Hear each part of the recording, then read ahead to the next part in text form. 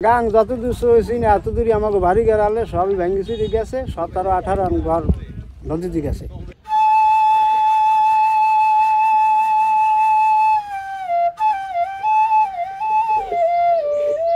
বিষখালী নদ কানায় কানায় পূর্ণ করে বয়ে চলেছে বর্ষার পলিমাখা ঘোলা জল। নদীর দুপাশেই প্রতিনিয়ত ভাঙছে মাটি, হারাচ্ছে ঘরবাড়ি, ফসলি জমি ও জীবিকার স্বপ্ন।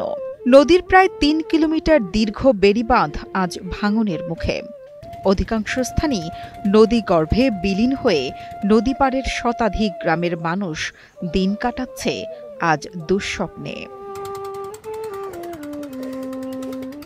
বরগুনার পাথরঘাটার পূর্ব কালমেঘা খাল থেকে বধূ ঠাকুরানী ব্লক পর্যন্ত প্রায় ৩ কিলোমিটার এলাকায় ভয়াবহ ভাঙনে হুমকির মুখে পড়েছে শত শত একর চাষযোগ্য জমি। গত কয়েকদিনের প্রবল বৃষ্টি ও নদীর পানির চাপ বৃদ্ধিতে ভাঙন আরও তীব্র হয়েছে। যেসব জমিতে একসময় সোনালী ধানের শীষে ভরে যেত ক্ষেত, এখন সেখানে শুধু বিষখালীর গর্জন। বহু কৃষকের একমাত্র জীবিকার উৎস সেই জমিগুলো নদীর গর্ভে তলিয়ে গেছে। আমরা তো নিঃস্ব হয়ে গেছি। আমাদের এই যে জমির দাগ দক্ষিণ পশ্চিম দিকে এর চাইরানি আছে 12 আনি নদীর কবলে চলে গেছে। এই আমরা যে এখন যে বেড়িবাটে আছি এইটাই 4 নাম্বার বেড়িবাট, 3টাই গর্ভে চলে গেছে নদীর গর্ভে। আর 2-1 বছর গেলে দেখা গেছে আমাদের বাড়িঘরও থাকবে না, সব নদীতে চলে যাবে। তখন আমরা কোথায় যাব? ওই পাশে একটা ব্লক হয়েছে, তারা মোটামুটি একটু নিরাপত্তা আছে। আমাদের এখানেও যেন একটা ব্লকের ব্যবস্থা হয়।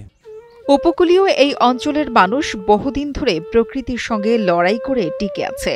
সিডোর, আইলা, নার্গিস, মহাসেন, মিথিলি, রিমাল একটার পর একটা ঘূর্ণিঝড়ের আঘাতে তারা ক্ষতবিক্ষত। প্রতি বছরের নিয়মিত বন্যা তো রয়েছেই। আমাগো নদীতে ফসল টসল অনেক ক্ষয়ক্ষতি হয়। তারপর বন্যার সময় বন্যায় অনেক ক্ষতি হয়। বন্যায় আমাগো যে তলাই যায়, অনেক মানুষ মারা গেছে, এহিনে মানুষ মারা গেছে।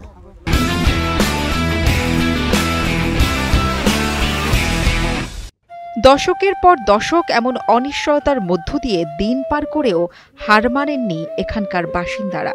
কিন্তু এখন টেকসই বেড়িবাঁধ ছাড়া টিকে থাকা ক্রমেই কঠিন হয়ে পড়ছে। বারবার মিলছে প্রতিশ্রুতি, কিন্তু কাজ হয়নি। দীর্ঘ হয়েছে হতাশার দিন। দ্রুত ব্লক সহকারে বেড়িবাঁধ নির্মাণের দাবি জানান তারা। কৃষি জমি নষ্ট হয়, আমাদের বাড়িঘর ভেঙে যায়, 3বার অব্দ হয়েছে বেড়িবাঁধ। এরপর আমাদের এলাকা ওই কিছু অংশ ব্লক হয়েছে, আর এখন পর্যন্ত তারা আর কাজ করে নাই। বলে কর্ম বছরের পর বছর চলে যায়, কিন্তু আমাদের এই বেড়িবাঁধের কোনো উন্নয়ন হয় না।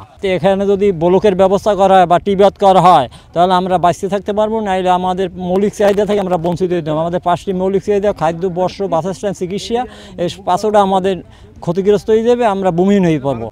এ বিষয়ে বরগুনা পানি উন্নয়ন বোর্ডের নির্বাহী প্রকৌশলী কালের কণ্ঠকে জানান, পরিস্থিতির পর্যবেক্ষণ করা হচ্ছে। প্রস্তাবনা পাস ও বরাদ্দ আসা সাপেক্ষে শুরু হবে টেকসই বাঁধ নির্মাণের কাজ।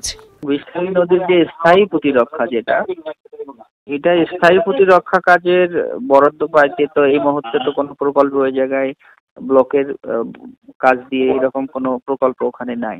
আমরা হয়তো ভাঙনটা ঠেকানোটার জন্য কাজ করতে পারি। আর আমরা একটা সমীক্ষা প্রকল্প দিয়েছিলাম যে বিষখালী পুরা নদীর কোন কোন জায়গায় ভাঙন রোধের ব্যবস্থা গ্রহণ করা দরকার, তার মধ্যে এই জায়গাটা ইনক্লুডেড আছে। এবং সেটা যদি পাস হয়, তারপরে সেটা আমরা স্থায়ী প্রতিরক্ষা কাজ ওখানে বাস্তবায়ন তখন করতে পারব। বিষখালীর ভাঙন রোধে দ্রুত পদক্ষেপ না নেওয়া হলে হারিয়ে যেতে পারে পাথরঘাটার আরও অনেক গ্রাম। ঝড়, বন্যা, জলোচ্ছ্বাস সহ নানা দুর্যোগে ক্ষতিগ্রস্ত উপকূলীয় বরগুনাবাসীর একটাই দাবি, ত্রাণ নয়, চাই টেকসই বেড়িবাঁধ।